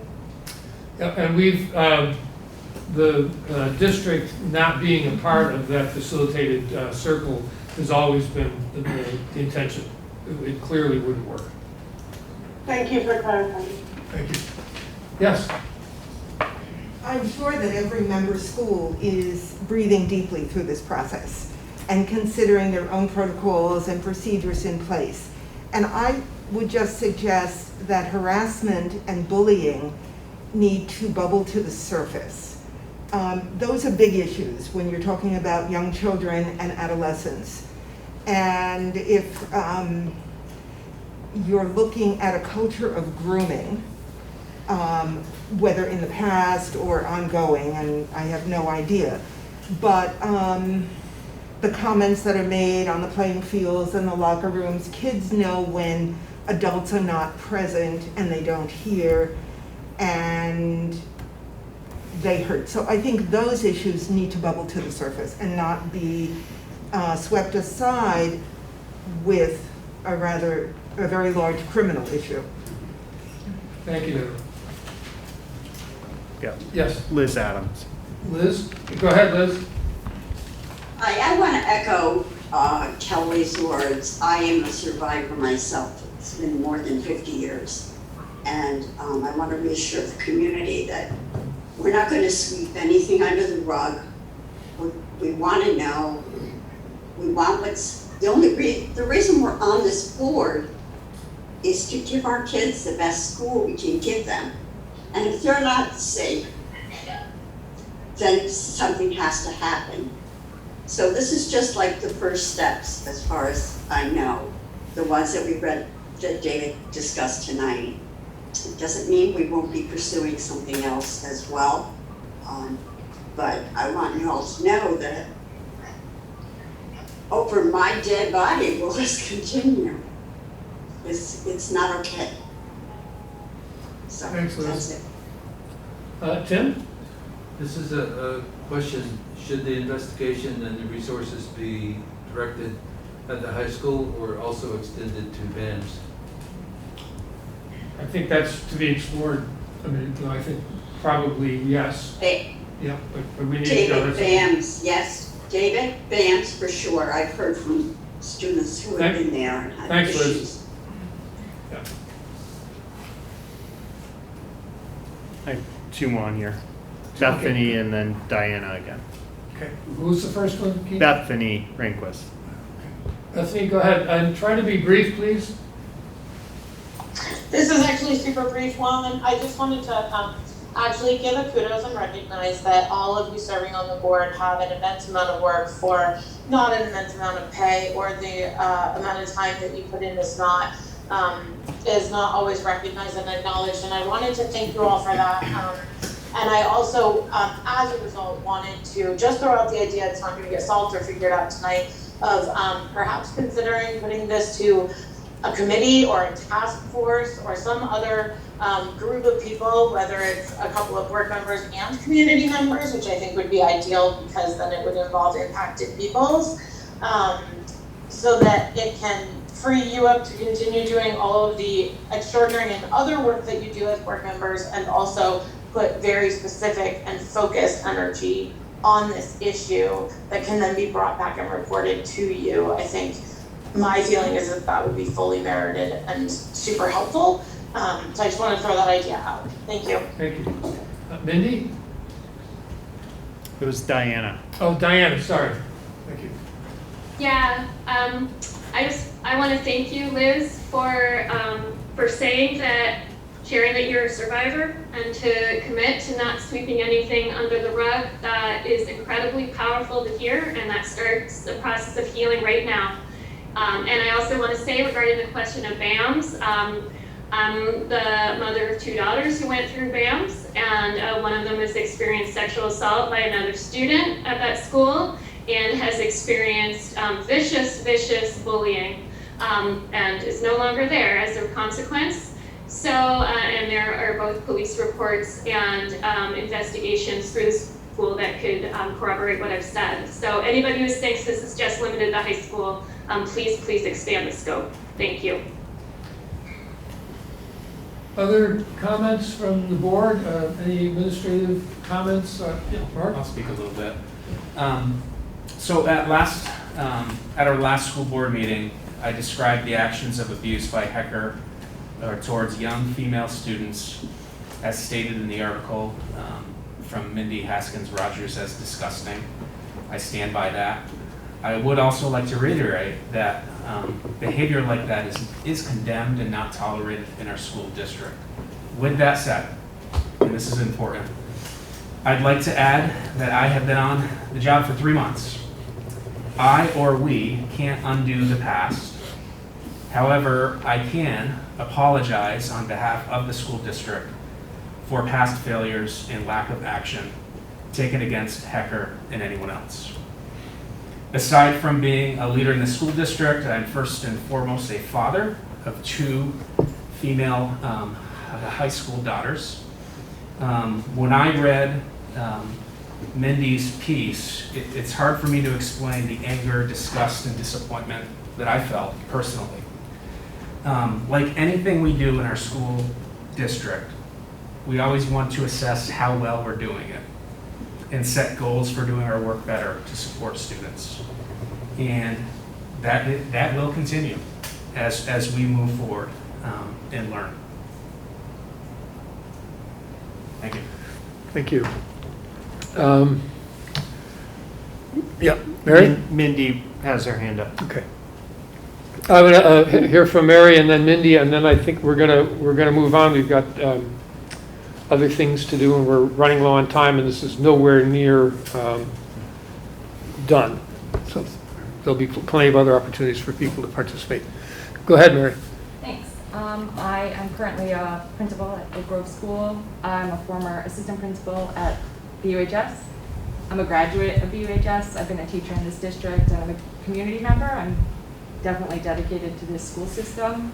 And I just wanted to say that I am truly sorry about what happened in the past. I was a student at the time that this person was a staff member here, and I know people that have been impacted. I also understand that it's tragic, it's scary, it's traumatic. And as an administrator currently in this district, I just want the survivors to know that I hear what has happened, and I am also thankful that the board and the current administration is working toward making things better, because this should not have happened. And I think it's really important that we all work together as a community to help heal and to be better.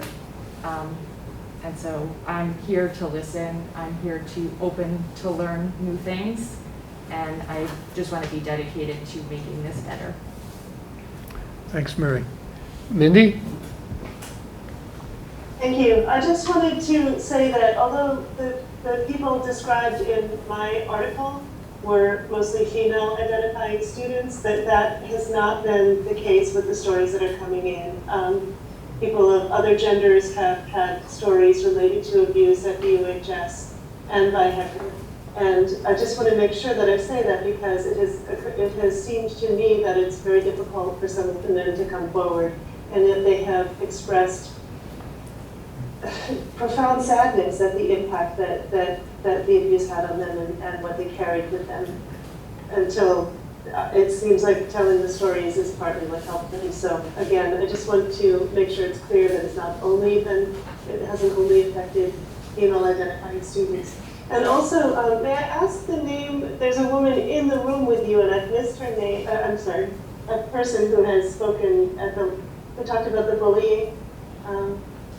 May I ask your name? Yeah, Deborah? Deborah Stanford. I'm sorry? Deborah Stanford, like the university. Thank you so Yeah. much.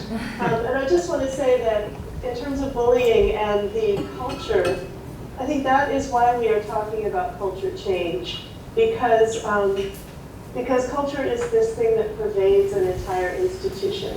And I think that the abuse by adults or by trusted adults towards students is not isolated. It has an effect on the entire culture and on the community within the institution. And so I think that that recognizing that this affects the way that students behave toward each other, and the kinds of harassment and bullying that happen among students can be influenced by this also, is really important. Thank you. Thank you. We will take all this under consideration and the content of the letter, and Mark and I will meet and trying to figure out how to involve some other board members in the process of moving forward, and we'll be back next meeting with updates. Thank you, everyone. Liz still has her hand up. I don't know if Liz, can it wait? She said, yeah, I think. Great, thank you. New business, we have 4 items to work through, and then we do have a brief executive session. Well, maybe not brief, but we have an executive session.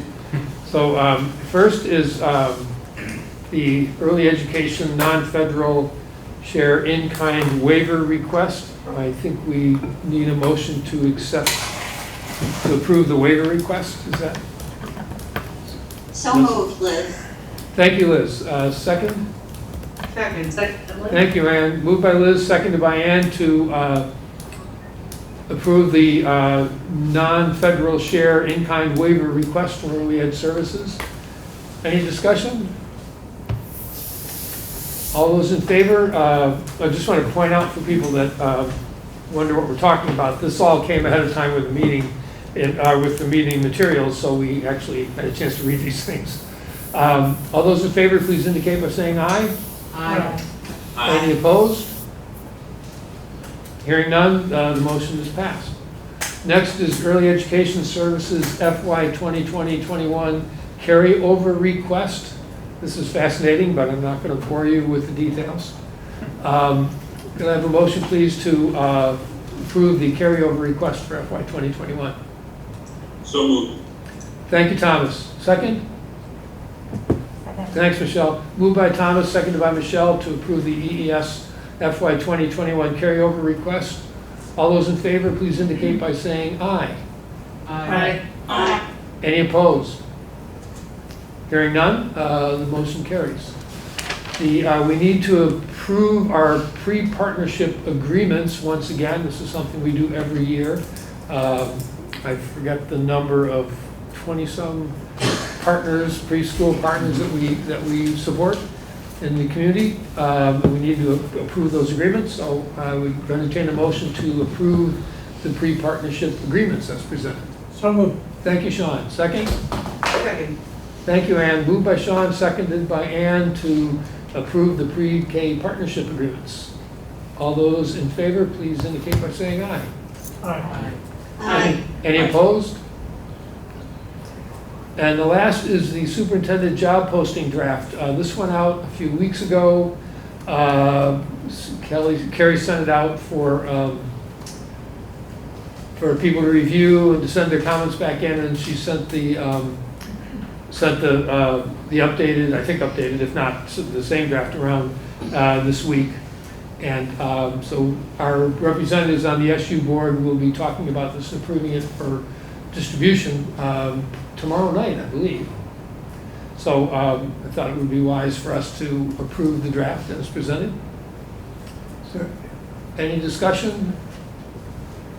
I have, Go ahead, Tim.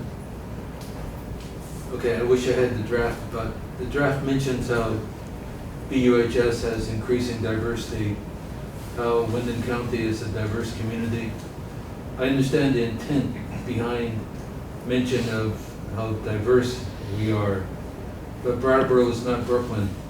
You don't have to visit schools to realize that the dominant culture is white, which is precisely why we need a superintendent to champion things like critical race theory, white privilege. The idea behind it is not only to serve our diverse community, but the majority white students need diversity education more than anybody. So I would take the different approach in the job description by saying that in a predominantly white culture, as we have in the WSESD, we need somebody more than ever to champion diverse education. So our board representatives heard that. I think, well, Kelly did, Jackie's not in the meeting, but hopefully she'll see it. And they'll take that with them tomorrow night and I hope discuss it and consider it. Second, Yes. there's not a word mentioned about climate emergency.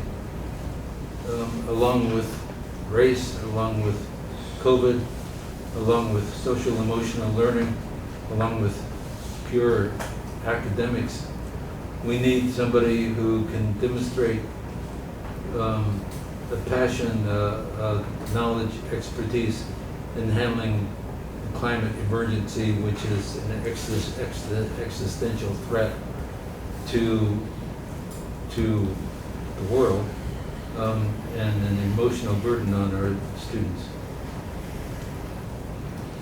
But nowhere in the job description is climate emergency even mentioned. I mentioned this at our last, at our climate emergency task force. My understanding was that the job description would include mention of this, but it was not. Thank you, Tim. Okay. Thomas has his hand raised. Thomas, go ahead. Yeah, I just want to reiterate what Tim said. It's the same reaction I had when I saw the first draft of this. Both Tim and I responded that the climate crisis is the most important thing that these kids have to worry about in their lives, and it's still not mentioned. This is why the Climate Crisis Task Force brought it up, and we were expecting to be able to have this be part of the job description. And we were told there was going to be plenty of time, so I was surprised to see this even come out now, and in the second draft it's still not mentioned. So this is why the Climate Crisis Task Force is saying that this has to be moved to a higher priority, because it's not taking care of itself, it's not being addressed on its own. It's still not in the draft, and it's lacking. Thank you. Emily? And Emily? Yeah, I mean, Thomas just said this is the second draft, so I'm thinking maybe at the last meeting, which I was unable to attend, you may have looked over the first draft, or perhaps not. But my question is, I definitely agree with Thomas and Tim, although that wasn't the comment I was going to make. I very much appreciate that and am aligned with the climate crisis being included. The question I had was, how different is this draft? I read this draft, but I don't remember back in the day the draft we approved and then went on to post for this superintendent, a year and a half ago. Is this extremely different, or is this the same one that was vetted? Because I know we had a lot of people and diverse minds and outside consultants working on that draft. So could you just speak to that? Yeah, briefly, and Carrie's not here, she could articulate. Actually, she has her hand up. Oh, she does, okay. Yeah, briefly, it's very different. It's focused much more on the skills and abilities that we want in a person, and not so much on the licenses and the research degrees and such. And I'll let Carrie do some more. But we're at we're past, well, in 1 minute, we're at our quitting time, so we need to be brief, please. I will be as brief as possible. So you got it right. We are taking less away from the degrees and certifications you need and asking for the superintendent to solve the problems we want to have solved. So that's number two. I'm confused because I went to that climate crisis meeting where the superintendent's role came up. I was there, we took information back, and then I thought there was another time where it got tabled. Maybe I'm missing my meetings, there's been a lot going on there. Well, Carrie, can I but suggest you take that up tomorrow night, since you'll be meeting and discussing Absolutely, this so very I thing? did get both an email from, I know I got an email from Tom, and I think I got an email from Thomas, so all of those, yes, I did get an email from Thomas. So all of those emails we will bring up and discuss tomorrow night. So I do greatly appreciate the feedback. It is important to hear. Thank you. We will leave the SU to their work. And we need an executive session under title, let me just get this up here. Under Title I, VSA 313, number 5, where there is a clear and imminent peril to public safety, a question of public safety, where the premature general public knowledge would clearly place the school board or person involved at substantial disadvantage. So could I have a motion to enter executive session? So moved.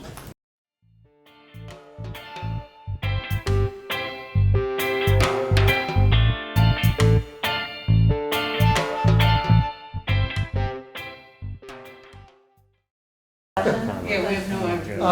So having no further business, Mr. Chair, yes, there being no further business before this board, I move that we adjourn.